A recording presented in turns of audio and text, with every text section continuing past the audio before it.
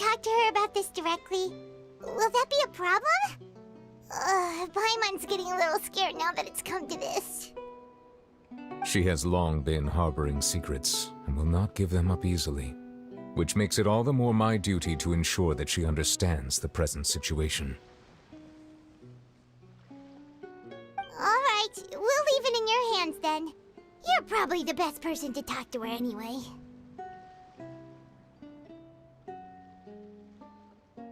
I will be carefully considering my words tonight. Traveler, Paimon, our safe house at the Fleuve Cendre is always open to you, as ever. So please don't think you're an imposition. All right. I'll be on my way then.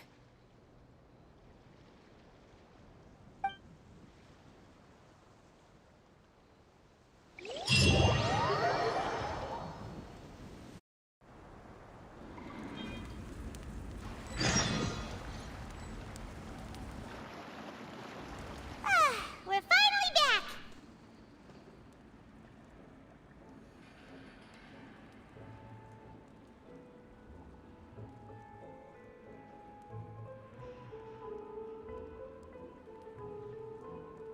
Welcome back. We've got a special menu prepared for you two tonight. Yay! And there's good food too! No, the boss is the best! Ooh, desserts! Nice! These are all Paimon's! Paimon's already starting to forget what happened today.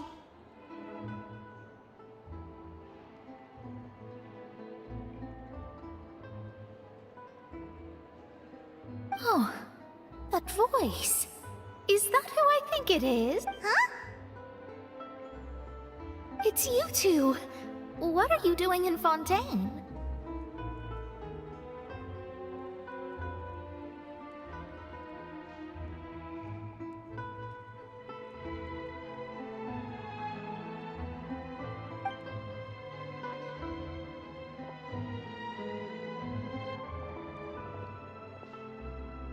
Mona?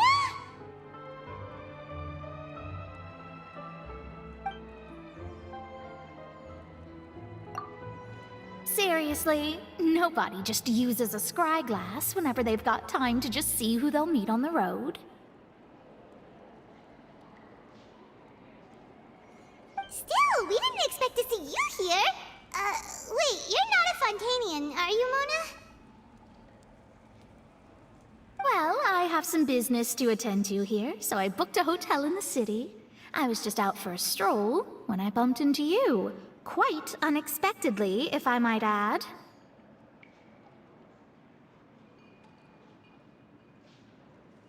Why did you think I was from Fontaine, though? Is that because Magistus doesn't sound much like a Mondstatter surname? Yeah, let's go with that. Well, I used to have my own surname, which was, well, some other thing. Either way, the old hag told me when she took me as her disciple that the first step to being a great astrologist's pupil was to change that name.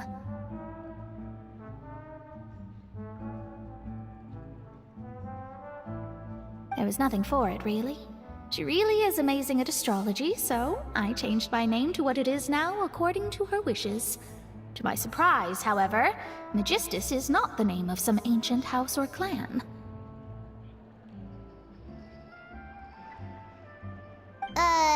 It isn't?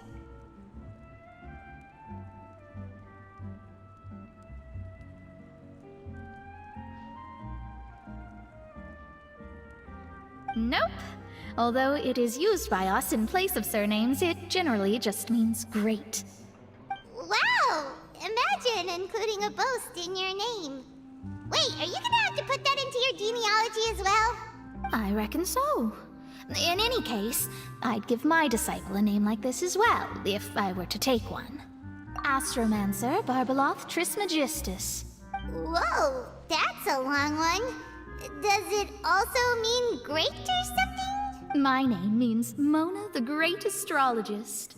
As for the old hag, hers is, in plain speech, the thrice as great Scholar of the Stars. Just take it as a title specific to astrologists. Thrice as great? That's so petty. I know, right? That's just how she is. She used to call herself Magistus, actually, but once she took me in, she changed her name to Trismegistus. Talk about excessive. Magistus is thus the calling card of our school, so to speak, which makes it about the same as a surname. It's all right if you don't get it. You can look into it further should you need to study astrology more deeply.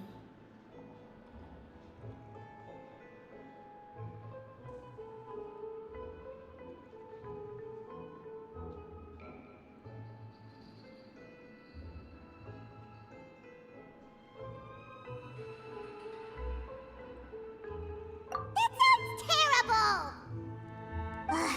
But anyway, you're not Fontanian, are you, Mona? You're from Mondstadt, right? Well, I was born in Mondstadt, yes.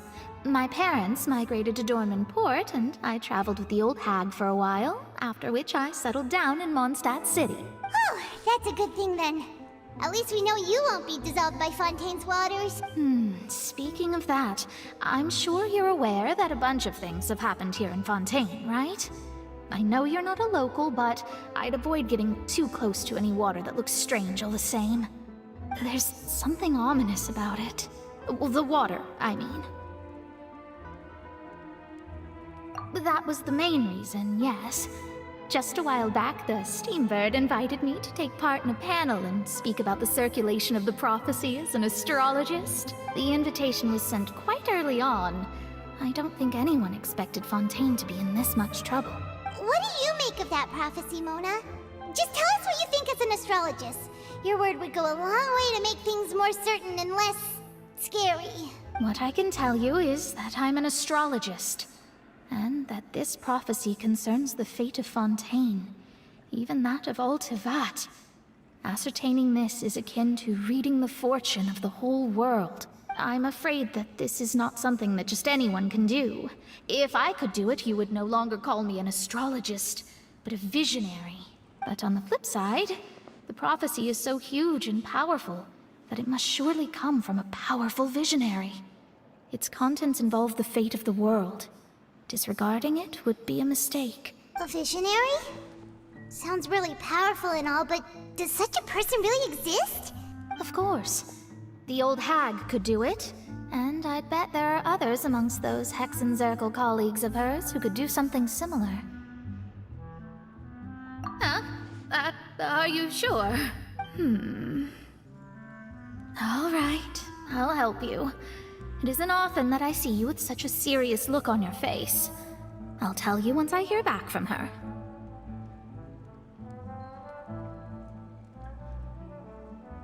Thanks, Mona. You're amazing as always.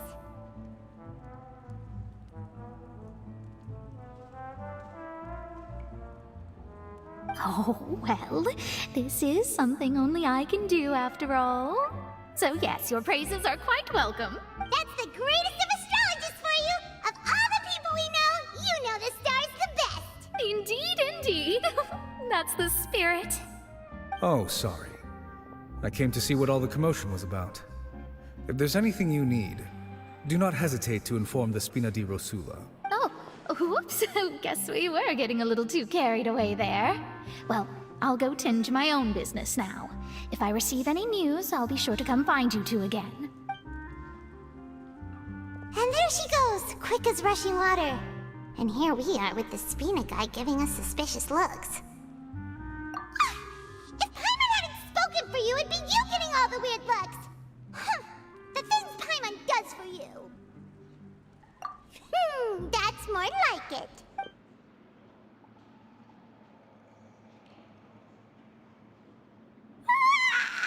Good morning. To be honest, Paimon's still feeling kind of sleepy. But it's time to get up, Traveler. We agreed to go see Neuvillette, so let's pack it up and get going.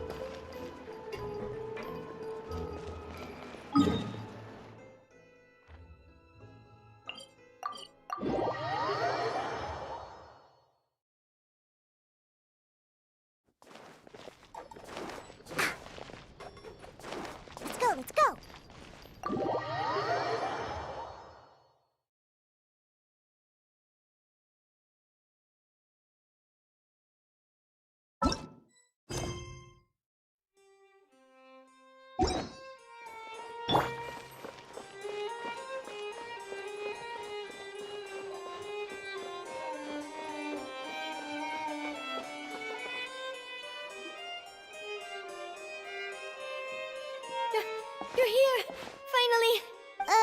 Is something wrong? Monsieur Neurvalette and Lady Farina, they seem to have gotten into a dispute. Please go see for yourself.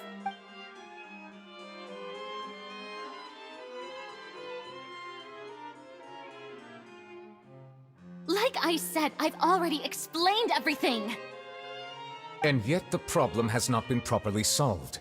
There is little space for excuses between us. It is not my intention to offend you, but please, tell me where you stand. You are the Hydro Archon Focalor, are you not? Look at this. This is a list of the victims from the recent Poisson incident.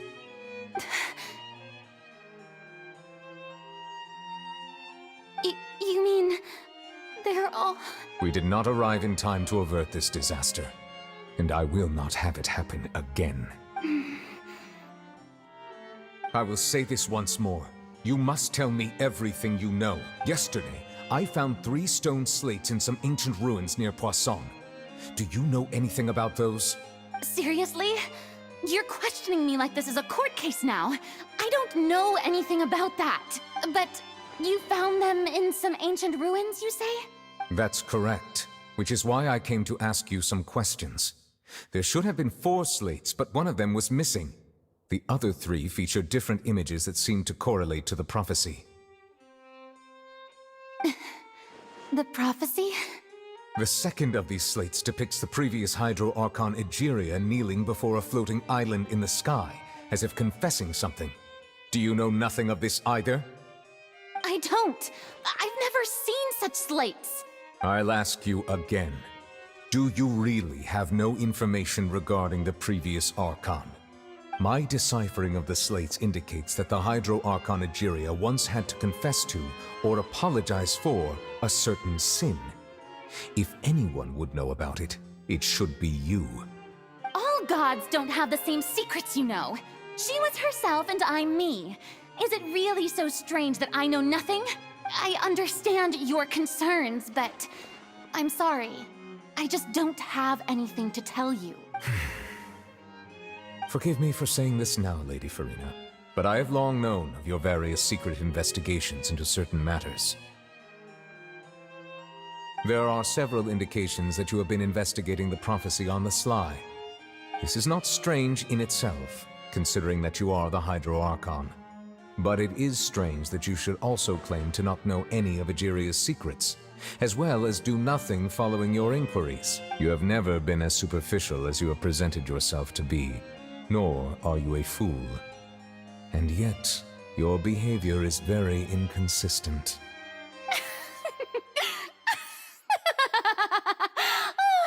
So you've been watching me all this time, have you? I didn't think you were that type. You... Well, since you know about my secret investigations, then you should know I'm actually working to take care of it. There's no point questioning or suspecting me. You're the Eudix, but you're still my subordinate. You should be following my lead. Just trust in me. You're Archon, and do as I say. Never mind whether you can truly convince yourself to or not. It'll all turn out fine. That's all I have to say. We do not discuss this matter again. Oh, the opera's about to start. Toodles!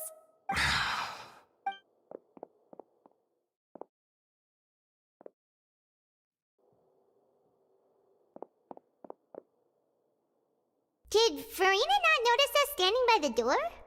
Wonder what's up with her. She was smiling. Huh. She didn't seem in the mood to care if we were listening in or not. I assume you've been outside for a while now? Oh! You noticed! Seems Farina didn't even realize we were here. She was in a great panic, though I cannot discern the reason. Our discussion reached impasses time and again, a state of affairs that we cannot allow to continue. Still, I do not understand. Dialogue is the basis for understanding, so why did she keep refusing to engage? Everyone in her inner circle has noticed that she is hiding some secret. The issue is her attitude. I fear that she will not reveal anything unless absolutely forced to. We may have to create a situation in which she will have no choice but to speak. Oh? Like Like what? Normally, people will only reveal the truth when standing trial. Perhaps we must have the Hydro Archon experience just such a scenario. But Farina's seen so many trials, and she's really good at dodging questions.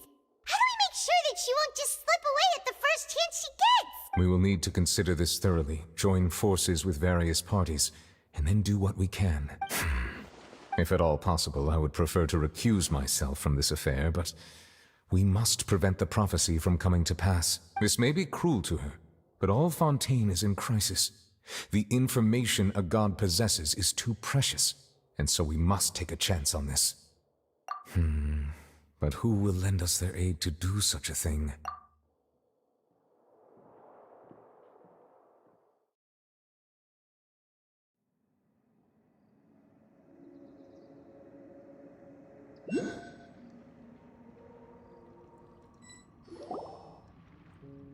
Well, that's everyone, huh? Speaking of which, it was pretty smart of you to think of hiding here. Poisson was just involved in a disaster, so it's presently devoid of people. That naturally makes it the best choice. And here you are drinking tea like it's the most natural thing in the world, huh? That's what family should do. Sit and enjoy a leisurely time together. It's nice to enjoy tea here, you know? Care for a cup? Lend me your ears, everyone. Or perhaps one of you might like to start us off. How about you, friend? Me?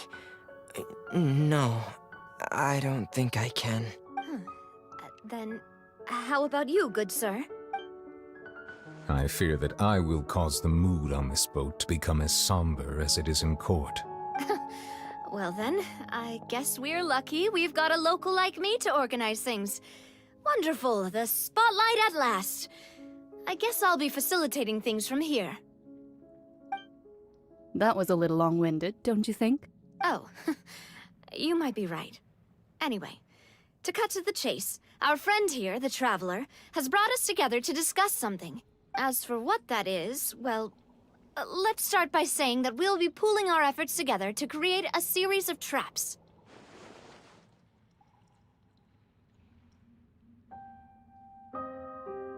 Oh, how intriguing. Well, it's just an expression, really. One that I just learned from Chlorand, and used on the spot. So, let's invite her to explain in detail. A round of applause, please. Huh? Didn't you say that you would be facilitating this? Oh, come now. Your work doesn't involve much public speaking, right? This is a good chance to practice. You might even pick up some fancy oratory tricks to impress your boss with in the future. I see. And what does my boss say? He is glad that you consider him your boss. Do go on.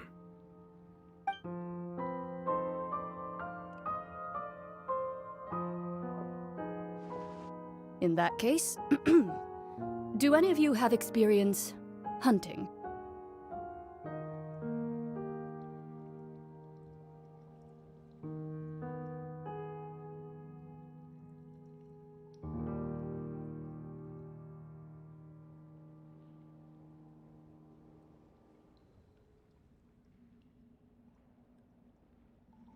Not that I recall.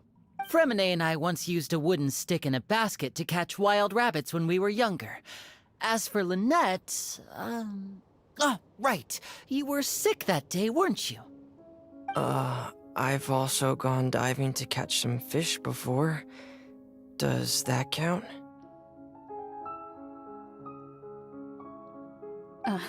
I'm afraid not. You may or may not have heard, but Fontaine once played host to a group known as the Marechaussee Hunters.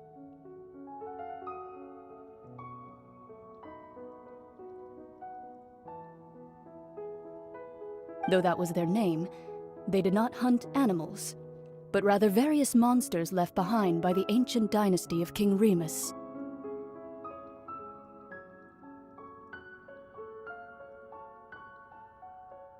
Today, Fontaine's monster population has already thinned greatly, so the hunters have blended back into society, taking up arms in other lines of work. They even left a unique methodology of hunting in their wake.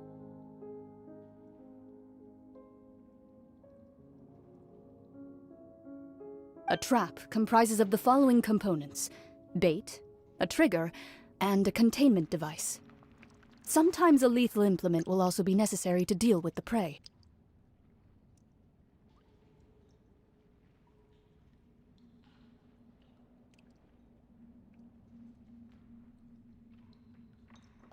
So, if we were to build a trap together, right now, what would you choose to build it with?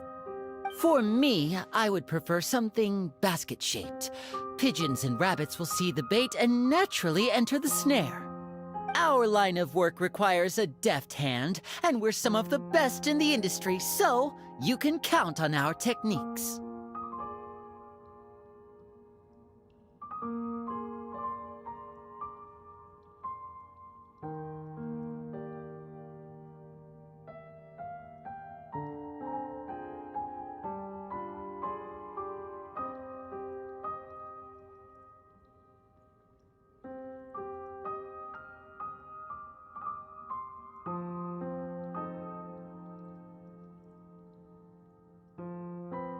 You used some of those techniques while moving the people of Poisson, didn't you?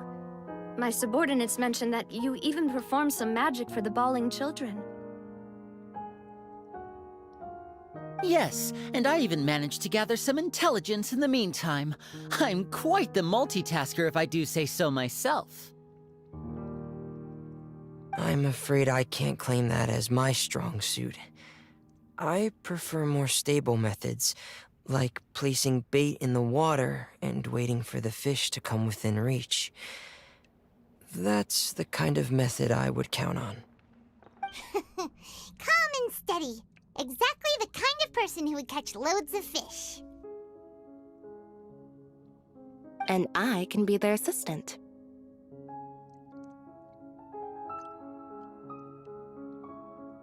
With discretion, I'm sure.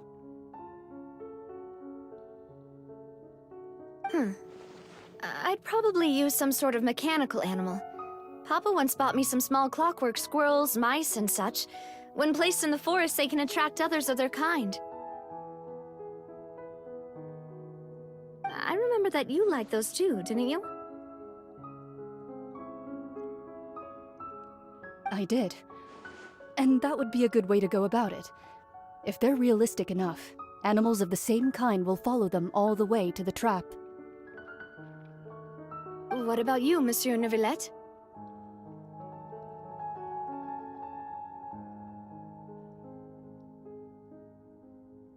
I fear I do not have any related experience. That makes sense. You usually solve problems directly, without the use of any such tricks.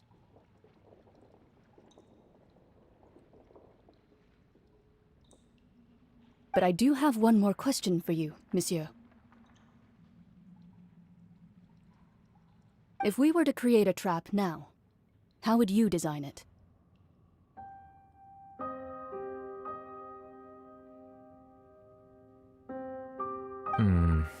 I would like for it to be effective, but bring no harm to the prey. A more gentle trap would be ideal.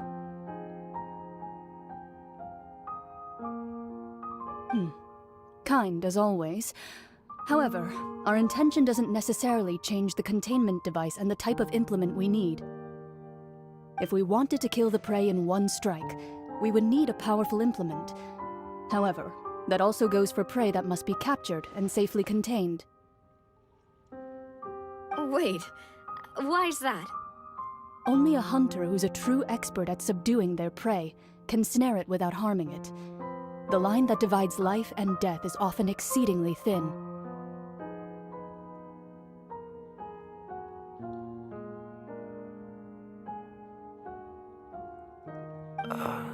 So are we going hunting together?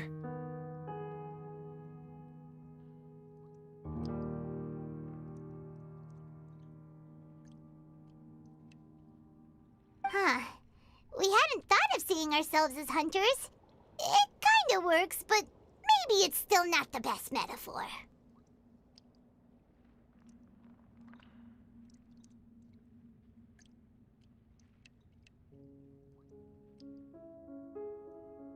If our means of capturing and dealing with our prey is to put them on trial, then the hunting metaphor is actually quite accurate.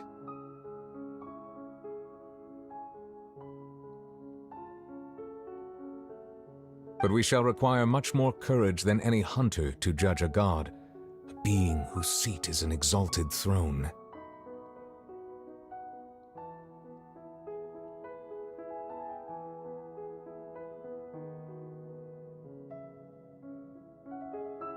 Oh, so that's what's going on. Sounds very interesting.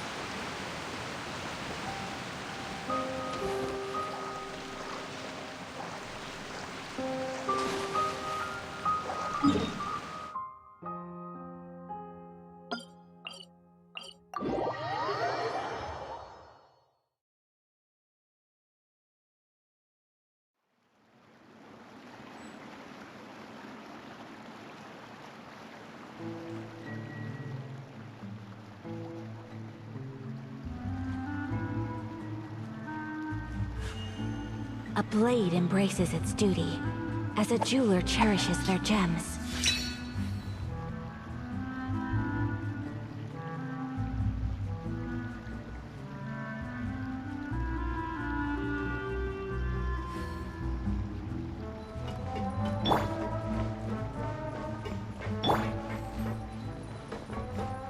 Whatever business you're in, you gotta keep.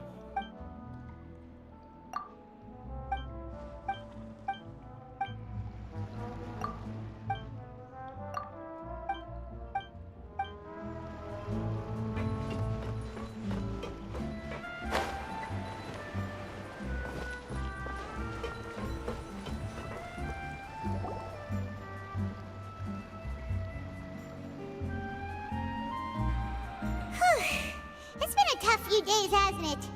So much has been happening.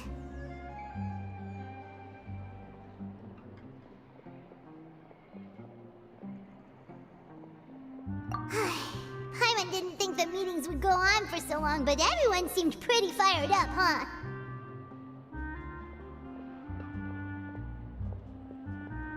Paimon thought they'd be at least a little frightened. Well, Fremine was, now that Paimon thinks about it, but everyone else just looked a little surprised.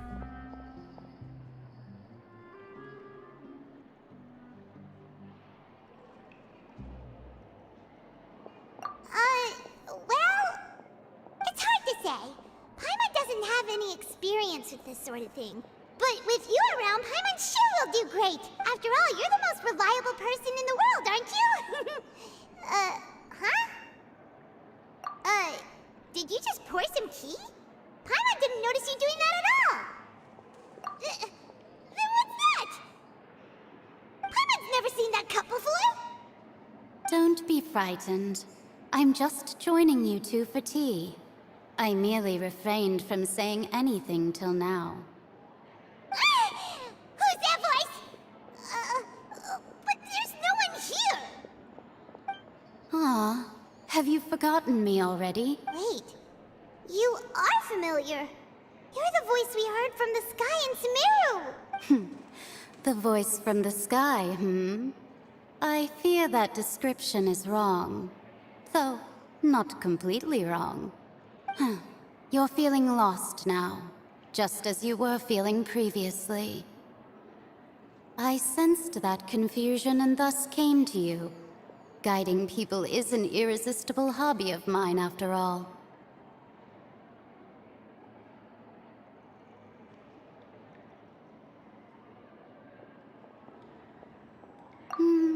Consider me a passerby, just accepting a commission from my friend's disciple on a whim.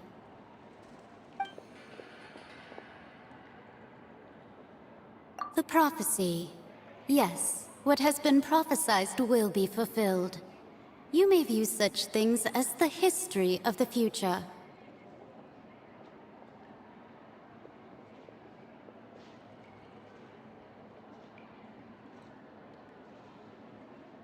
What? Then is there any way we can stop it? I believe you have witnessed a failed attempt with your own eyes. Can everything in Tevat so easily be changed? Ah, so you've caught on.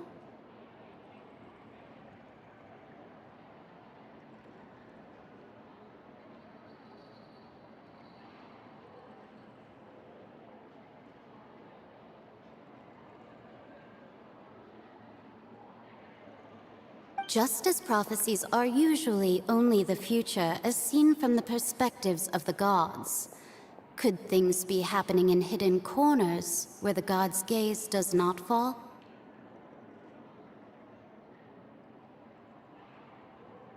Are the things that you shall see different from the fate that the gods perceive?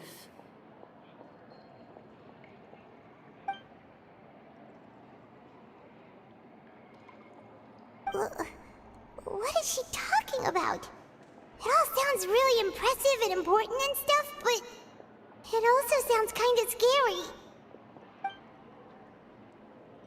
I believe that you understand, right?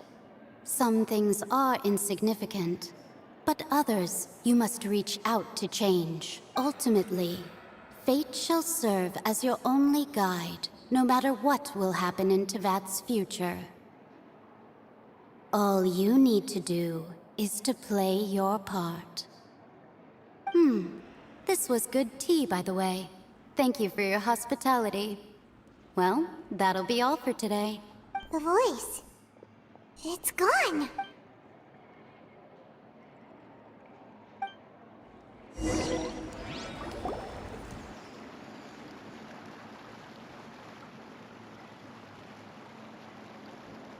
What? I want to hear someone talking.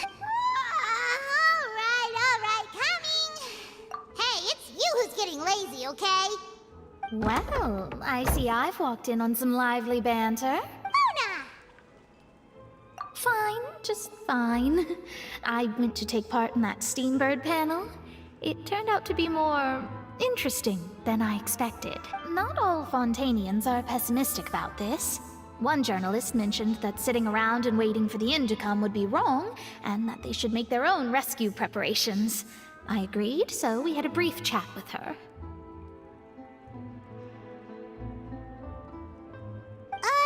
Did she have pink hair by any chance?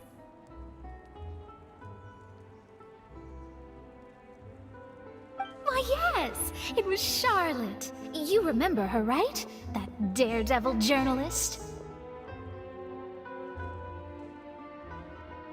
I'm in full support of her view.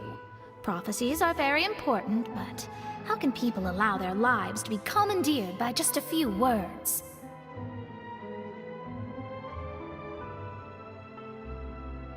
That's right! Paimon's glad to hear something sensible for once. Ah, yes.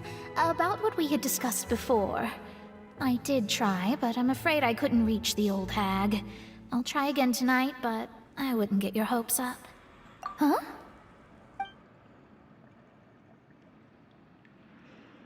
Goodness gracious. Are you serious? She said that even the god's gaze has blind spots. Pretty bold if you ask Paimon. Most people would believe the gods to be all-knowing, right?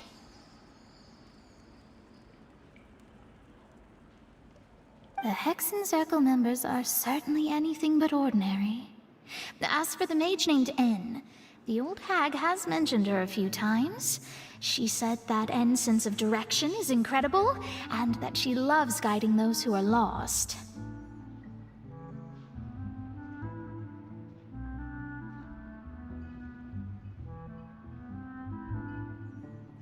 but I've never met her. And if she were still alive, she'd be...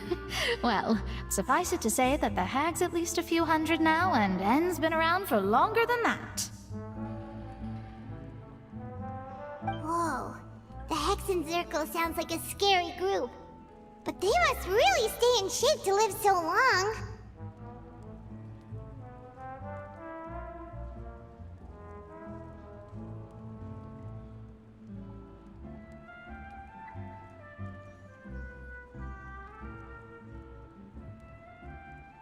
Their abilities alone are pretty terrifying. If she came to see you personally, then the problem you're facing must truly be of great importance. Well, it's not like Paimon could understand anything she said. Yes, she was quite cryptic, but I suspect she means that there is still a way to turn things around. She didn't say when or what that would be, though, so perhaps it is something that you cannot know right now.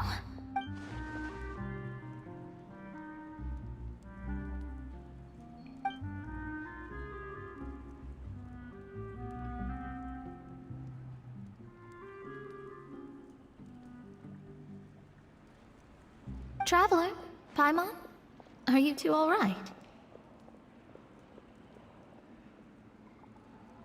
Oh, we're fine. We're just a little down right now. It kind of feels like the end is coming, you know? I see. I feel that same sense of desperation, too. I guess you could consider me someone who has often witnessed fate. So far as I have seen, it cannot be swayed.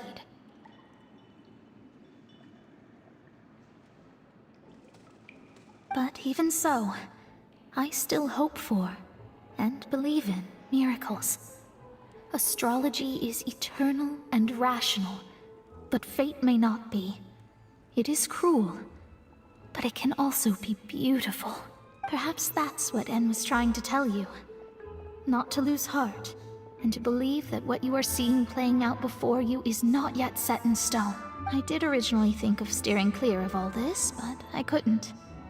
Even if this is all futile, I still wish to help everyone. If we don't struggle to the last, then how can we face the end when it comes?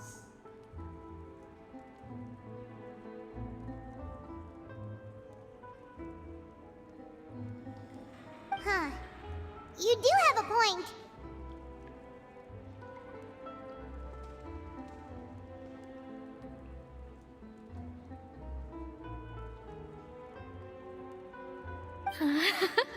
There I go, talking about astrological principles again.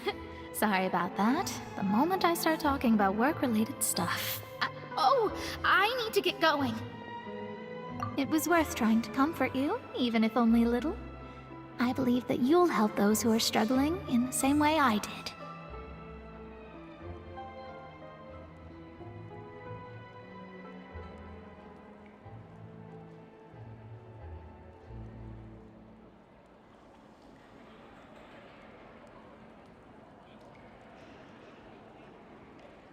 I suppose that might be why we always seem to meet by coincidence.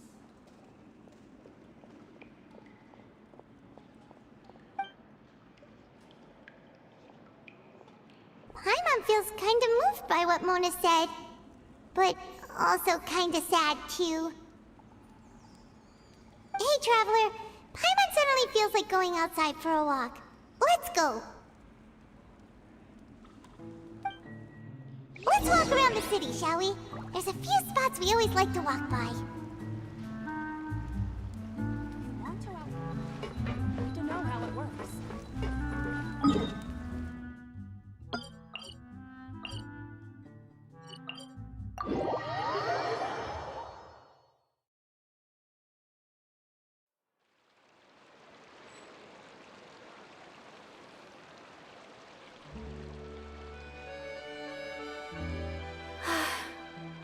I only wish life could be as leisurely as this a little more often.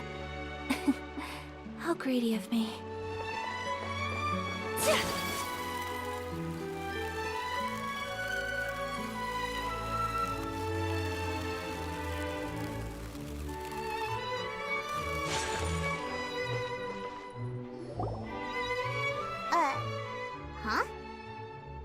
things are written in this newspaper. What's going on?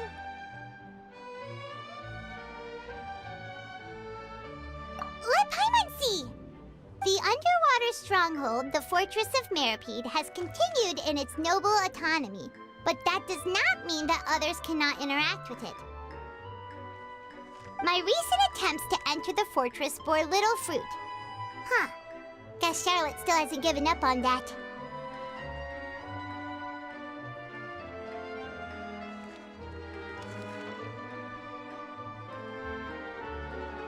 Thus, did an Outlander friend become the focus of this report. A blind adventurer with their white fairy, legends trailing in their wake. It is said that this mysterious traveler once visited the underwater fortress.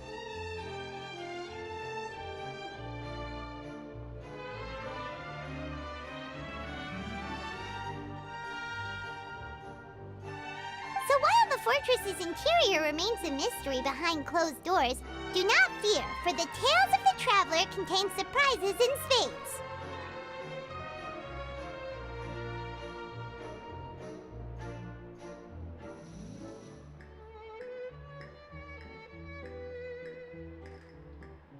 Journalist Charlotte's biggest scoop yet, the Traveler's Trail, World Walker.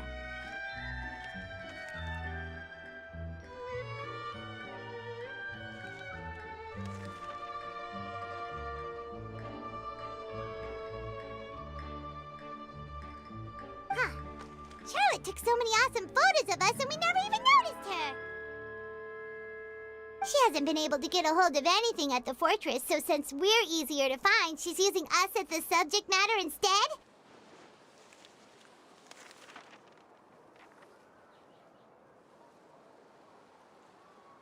Ugh, seriously? Well, fine. Those headlines and photos do look cool, so Paimon will forgive her this time.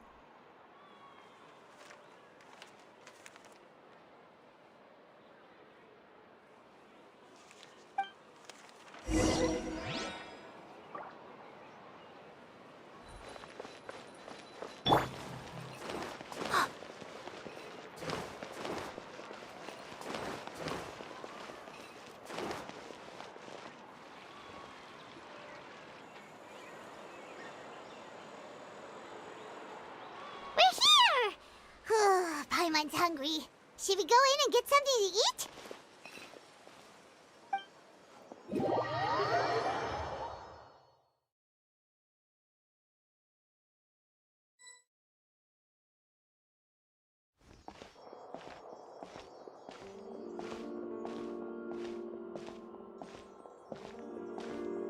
Hey, quick!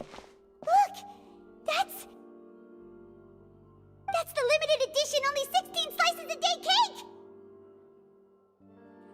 It was so delicious the last time we tried it! Despite the tense situation we were in, let's give it another go! I'm sure it'll be great!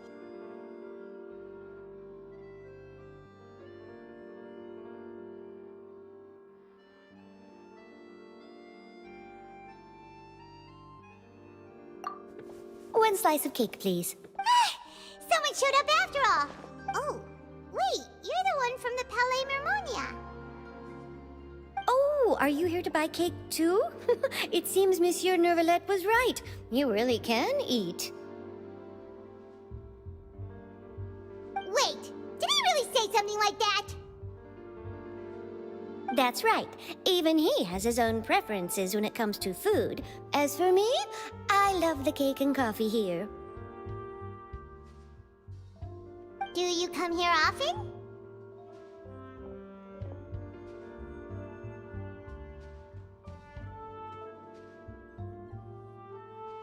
Usually every day.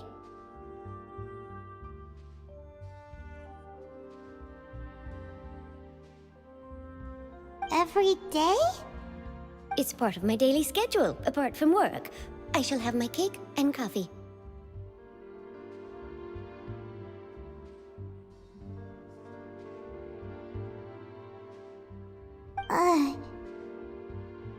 Then what if someone told you one day that this place would be closing soon, and you wouldn't get to eat cake here anymore?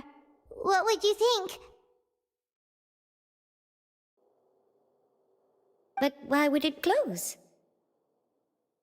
Well, Paimon doesn't know either, but maybe the waters will rise tomorrow. You know, like in the prophecy. Oh, the prophecy. To be honest, I haven't paid much attention to that. No, still, even if there'd be no more cake tomorrow, that wouldn't keep me from having some today. No, it's the same for eating in general. You might not be able to eat tomorrow, but if you can do so today, then you should carry on. That's what people call living, you know. Huh. Don't be sad. Excuse me, could I have 2 more slices of cake to go? These 2 slices are for you. Sijouin said that this kind of expression you're making is what humans call being sad. Oh, you know Sijouin? I sure do. She was born before me, and she sometimes comes to the surface to teach us things about humans. She said that humans are creatures that are saddened easily, yes, and you can only lift their spirits by feeding them delicious food. So please try the cakes here. I've got something else to do, so I'll be going now. You two try to stay in a good mood after eating, all right? Bye.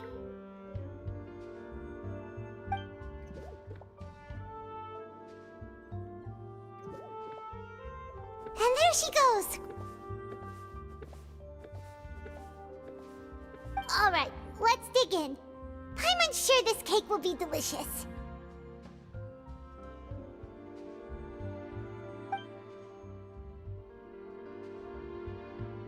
It's more delicious than last time! And the flavor gets even better with a sip of tea. It sure would be nice if we could come again tomorrow.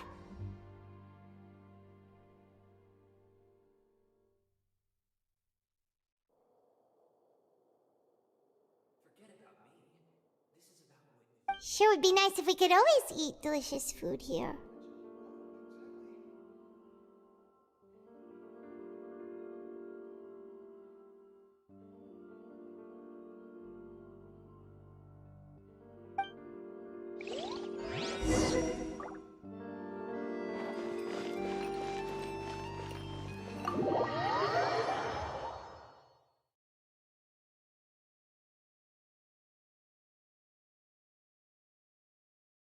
Oh, we're near the Steambird office.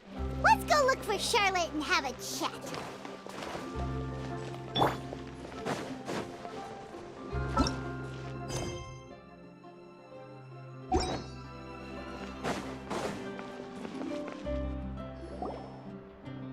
Wow! If it isn't the Traveler and Paimon! Oh, have you seen the article I wrote about you?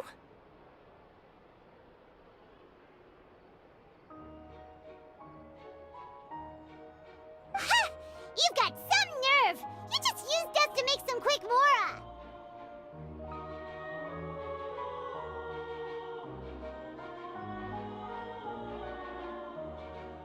Oh, you needn't worry about that. I heard that you were in Poisson some time back, so I sent you a letter to discuss just that. It appears you didn't receive it, though.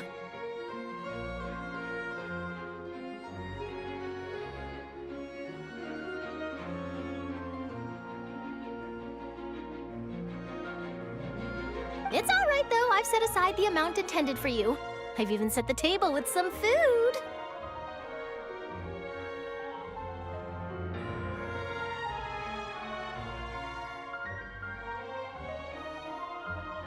Really? Oh, you're the best!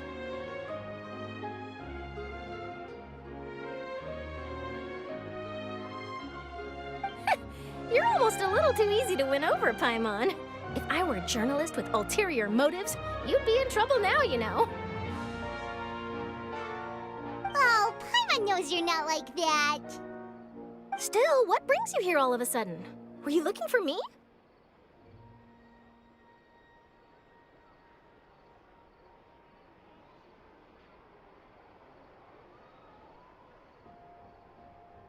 When Mona mentioned you, we thought of coming to see you at work. I see! It seems you've already bumped into Mona here in Fontaine. So she mentioned me? What did she say? She said that you're a real daredevil of a journalist. Nice. In which case, Can this daredevil journalist dare to request an exclusive interview with the legendary Traveler and Paimon?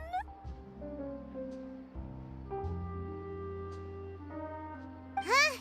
So your article in the paper today doesn't count? Oh, of course it doesn't. That was more like live photography. What I'd like to do is dive deeper and ask you to talk about the things you've seen and experienced.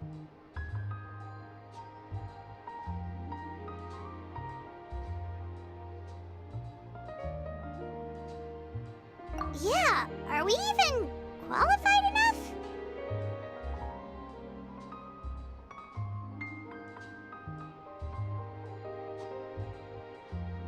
Why not? If I say you're worth an interview, then you're worth it. But not right now, of course. I'll need a few days to prepare. Oh, in that case, we'll just chat when you have the time then?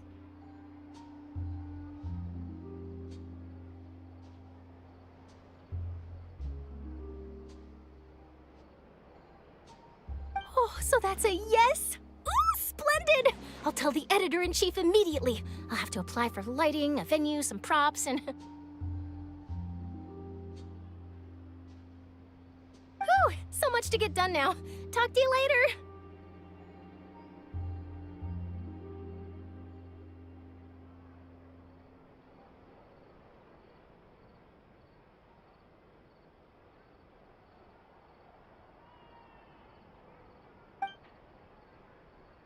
Wait, Charlotte, Paimon's still got a question for you. And what's that?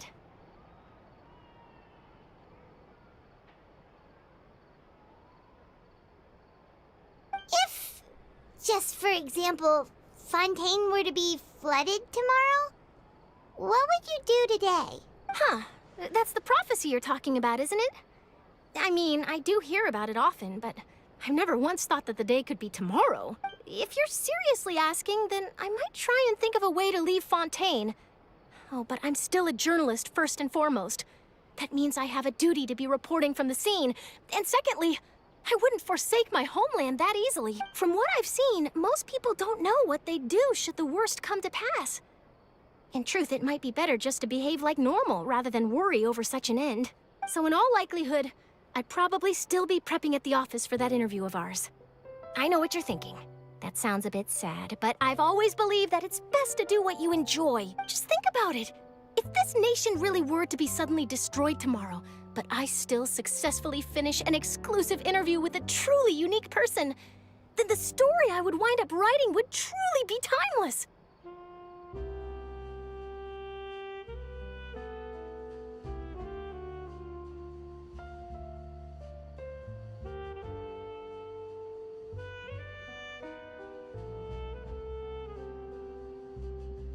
And then do you know what I'd do? Well, I'd write that story, send it for printing, and use messenger pigeons to get copies out to the various nations as soon as possible.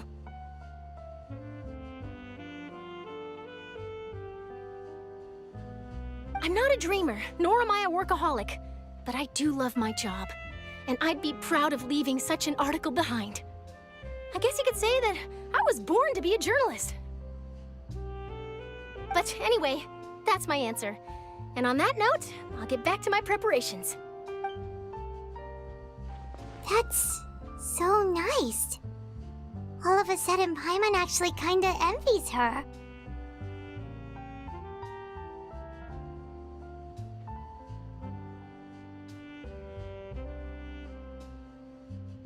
Anyway, let's go and take a look at the sea, shall we?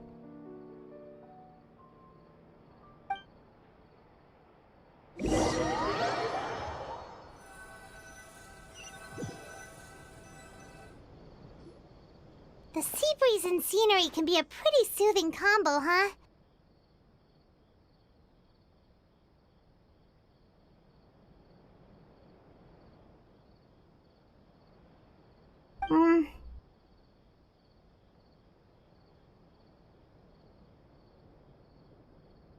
Paimon's been thinking.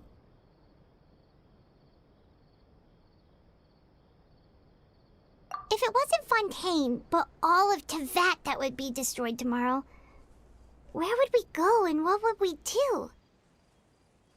No, Paimon should ask, if you could choose, what would you like to do?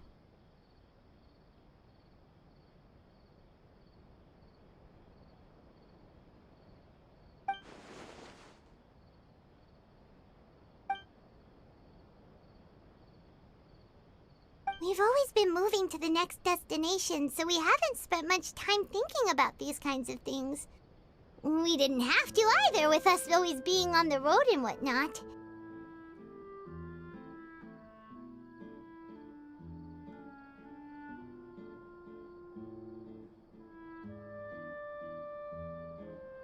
You mean, still traveling? Huh. Wait, isn't that what we've always been doing?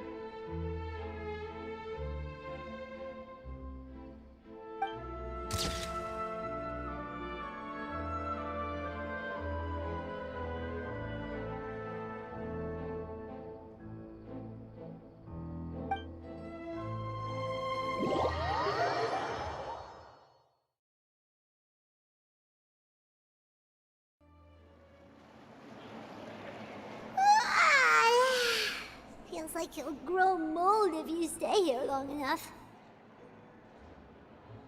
But it's still better than the Fortress of Mirapede, that's for sure. It's not only damp there, but salty too. Ah, so the two of you are still here.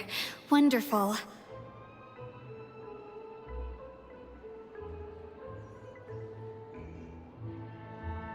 Oh, you're from the Palais Mermonia, aren't you? Yes, I'm Isadora. Monsieur Nervillet sent me to look for you two before. I heard that afterward you went to the Fortress of Meropide.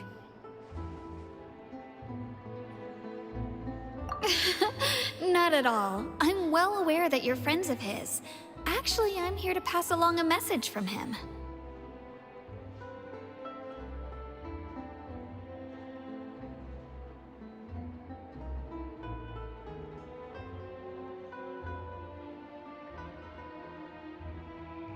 Yes, inside the Opera House. The Maréchaussée Phantom has declared the incident a small-scale riot.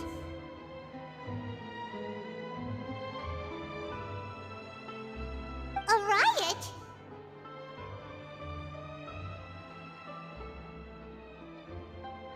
Well, that said, I don't personally think it was that. Lady Farina was watching a performance at the Opera House, and while she was resting during an intermission, some other audience members suddenly started harassing her, loudly accusing her of doing nothing about the prophecy crisis. And before she could respond, others started to join in. The crowd continued to grow, and protests against the Hydro Archon started to break out. So people have started to put the blame on Farina. Guess they finally found an outlet for the pressure they've been under due to the prophecy.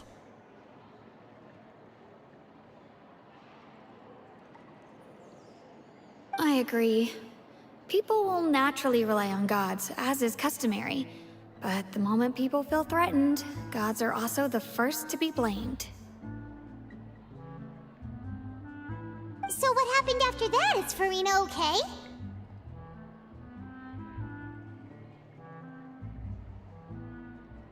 Seeing that the situation was spiraling out of control and that further argument was pointless, she claimed that she'd gotten tired of this and left in a hurry. The Maréchaussée Phantom had their hands full maintaining order and did not catch where Lady Farina had gone.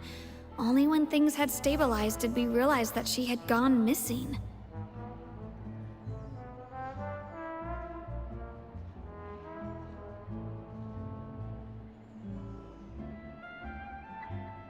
So, you mean she's still missing?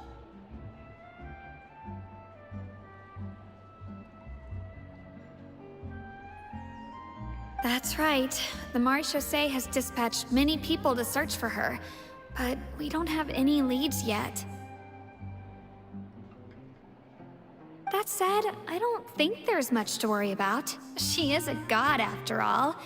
Even if she were to fall into the hands of rioters, what could ordinary people do to her? Good. Monsieur Nervillet sent me to tell you about the situation, but he didn't say anything else.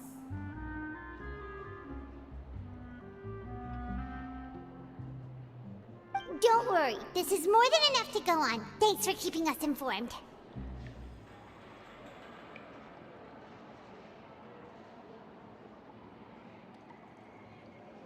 Ah, is that so? Well, all right then. In that case, you two take care. I'll be heading back to the Palais now.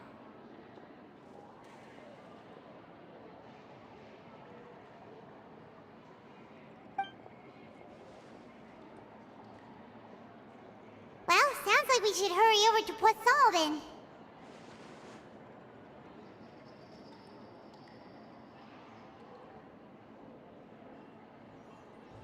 If we know Farina, she won't try to fix things in this situation. Instead, she'll look for a place to wait out the heat.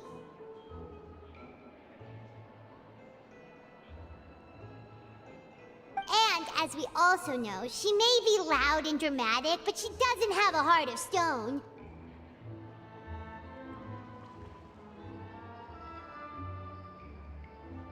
When Nervillet was talking to her in the Palais Mermonia, and she heard about Poisson, she couldn't hide her sadness and remorse. It would be hard for her to ignore being accused by the public today. Paimon thinks Farina's probably taken the opportunity to slip away to Poisson and try to relieve the sense of guilt that she's feeling.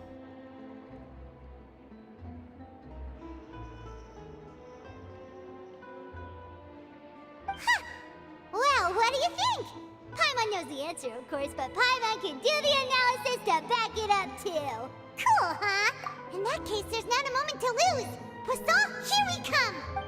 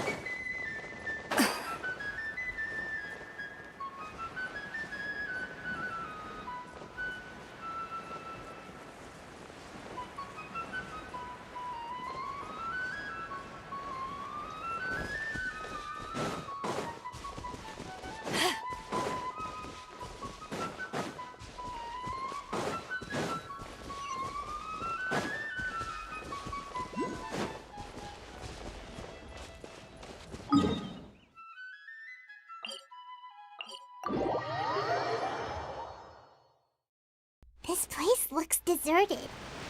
Guess all the survivors must have evacuated already. All that's left here are signs of devastation. Could Farina really be here? Let's try to find her as soon as possible.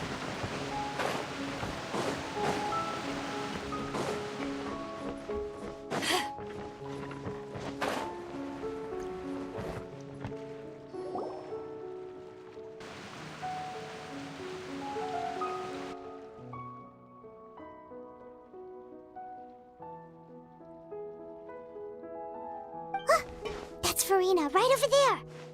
She really is here all on her own.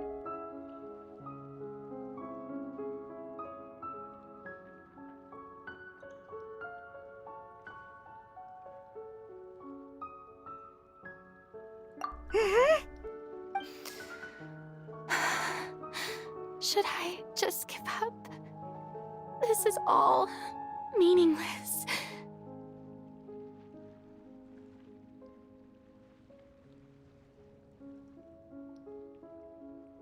What was was meant to happen did happen after all. Everyone's dead. I'm sorry. I am so sorry. Give up, Farina.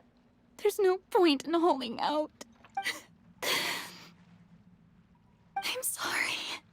But what can I even do other than to repeat meaningless apologies over and over? Who's that? Don't worry, Farina. It's just us. So it is you, blonde traveler from another land. Why, I almost thought you were someone from that mob. Farina, you were crying just now, weren't you? The tear stains on your face are obvious. What do you mean, tear stains?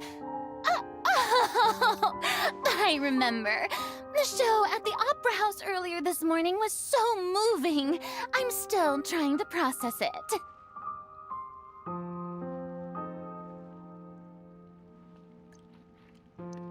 Who did that uncivilized rabble think they were? Disturbing my enjoyment of the arts!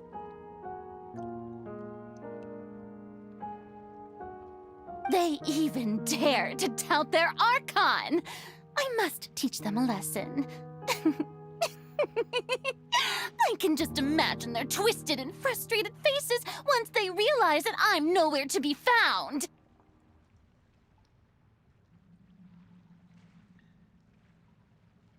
Oh, and I'm sure Nouvellette and those people from the Marche Chaussee Phantom are freaking out right next to them, too.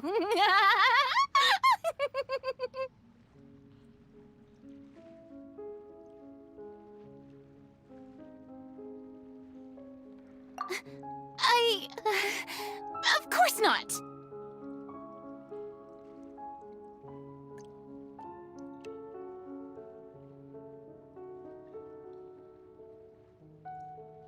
Hey, there she is! The Hydro Archon's over there!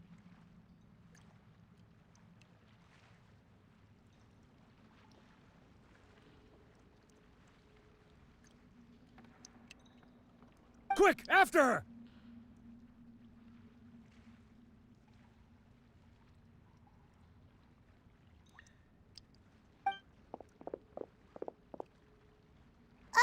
Farina, those people seem to be after you. They are? They're just some rabid fans who want to cut the line because they haven't been able to meet me in person, aren't they? That's against the rules. I can't let them get their way. Farina just ran off. Quick, we have to catch up with her.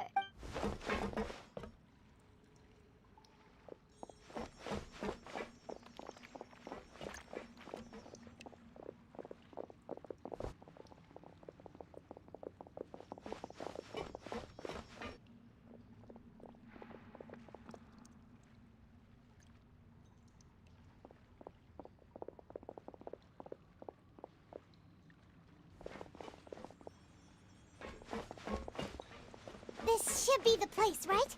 Hey, Farina! There's a good hiding spot over here. Quick, come to Paimon before the rest of them catch up to you. What is this place? Hurry, they're almost here. Fine. I suppose haste is warranted. Lead the way.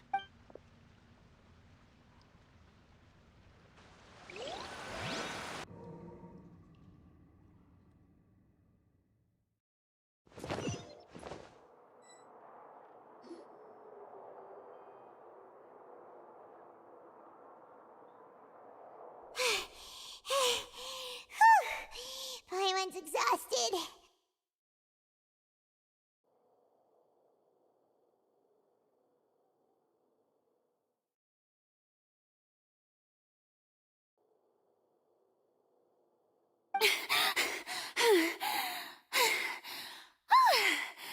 I'm so tired.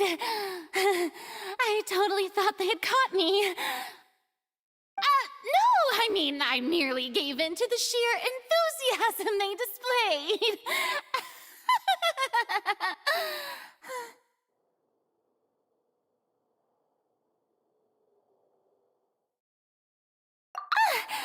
You're right. Yep, that's a good girl.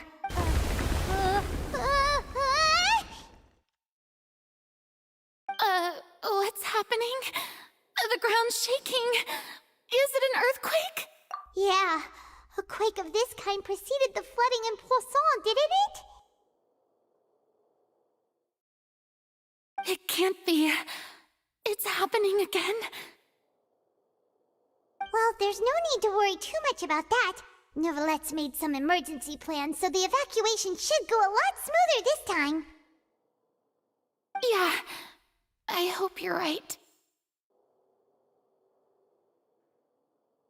But the people of Poisson, they've already...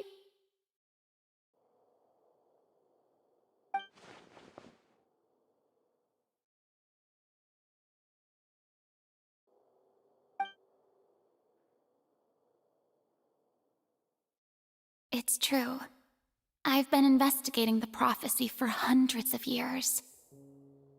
I once had informants all over Tevat, searching for clues and feeding information back to me.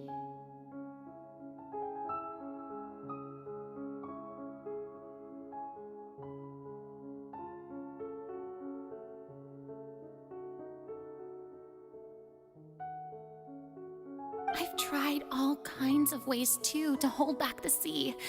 Anything to keep the coastline from advancing.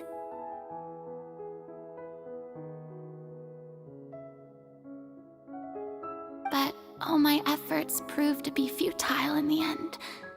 Really, the truth has been clear to me for a very long time.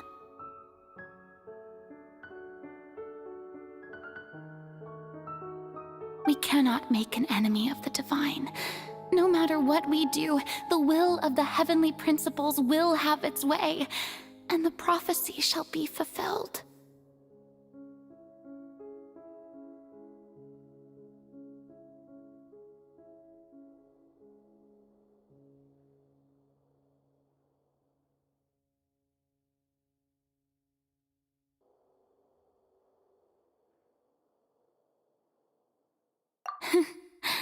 Give up. I do love the sound of that phrase. It would mean finally coming to terms with fate, but also for me to finally be free. Indeed, I've thought about giving up so many times, especially after we almost lost Poisson. Fate is really unreasonable, isn't it? It has no heart and obeys no rules. The prophecy has only just started to come true, and so many people have already lost their lives. But just now, it all became clear to me. I still don't have the right to come to terms with fate on behalf of everyone else. As long as the final moment hasn't come, it's still not too late. Don't worry. I will keep hope alive for everyone until the very end. Well,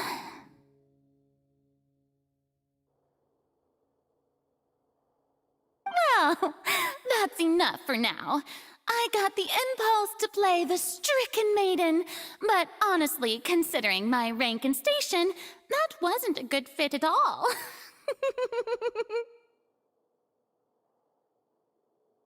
Don't take any of what I just said seriously. How could I possibly let Fontaine fall to the whims of trivial prophecy? Come on! Paimon could have sworn you were actually being honest just now.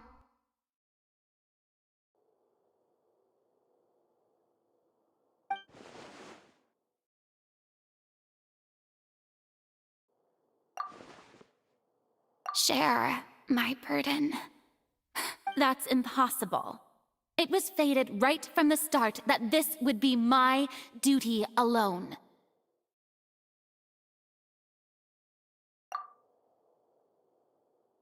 A witness. Yes, I've heard that you came to Tevat from beyond the stars, yes. In other words, you never belonged here.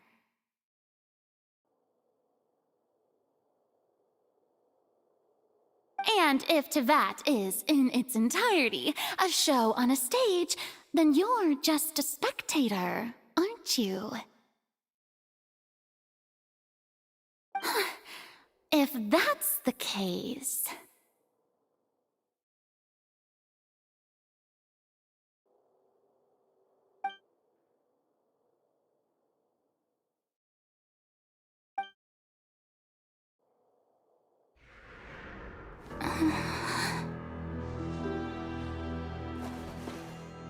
I...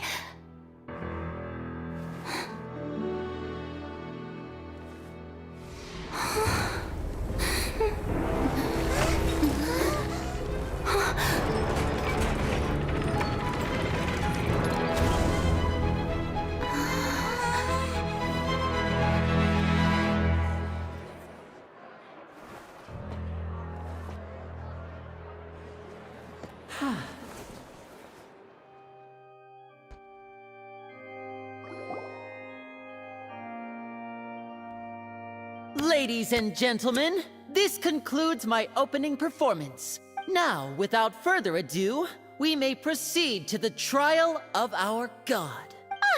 So, this is what it is. Yes, you deserve praise for the effort you took to raise the dramatic stakes.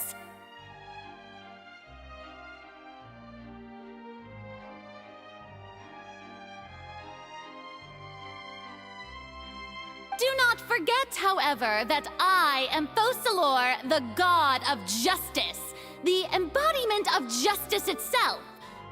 Does it not strike you as even the least bit absurd to bring the very concept of justice to trial?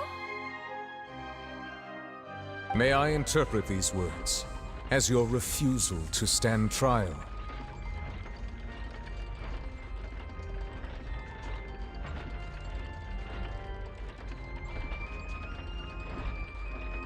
In that case, you will have the opportunity to defend your honor through a duel. You would draw your blade against a god? I see. It seems like you have made up your mind.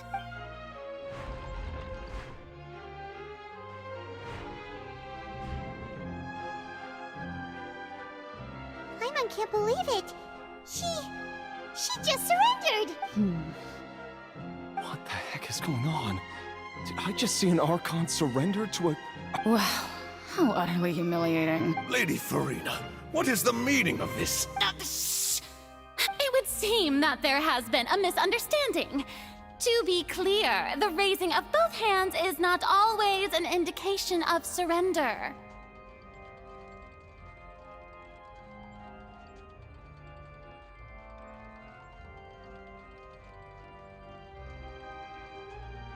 Looking for excuses again, huh? I raised my hands just now to indicate my acceptance of the trial. No duel shall be necessary.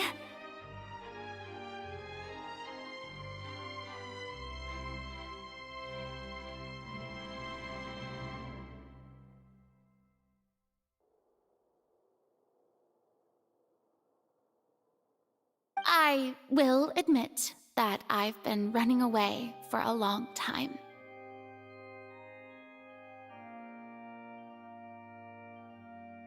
I'm sorry, everyone. I was unable to protect the people of Poisson. It is my duty to stand trial for my crimes.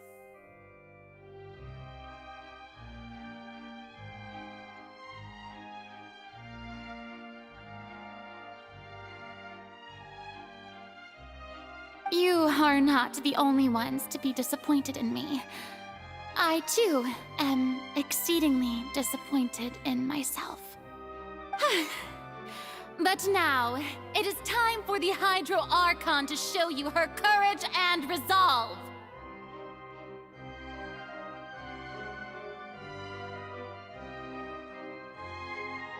I, Farina, will use this trial to show the world the true meaning of justice!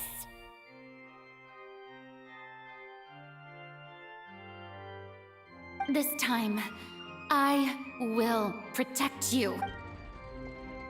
Applaud and rejoice! One of the most outrageous and fantastical arcs known to the opera epiclese is now unfolding before your eyes.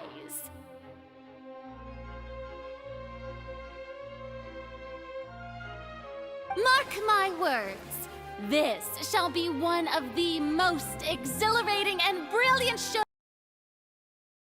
ever to grace the stage of Fontaine!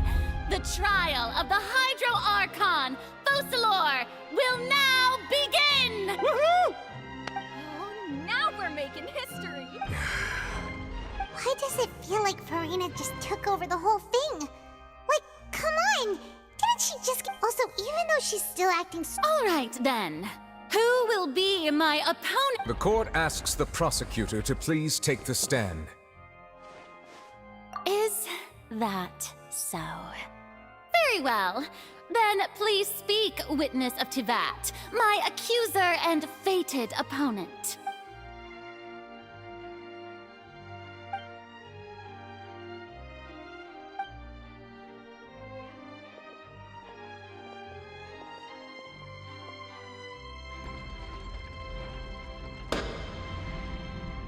Also, please allow me to ask, as a final question before the trial, just how much— Well, we did do a lot of prep after the meeting that day. I can go over the— Navia! Most of the people who participated in the disturbance this morning were my subordinates. They changed into plain clothes and came to the opera house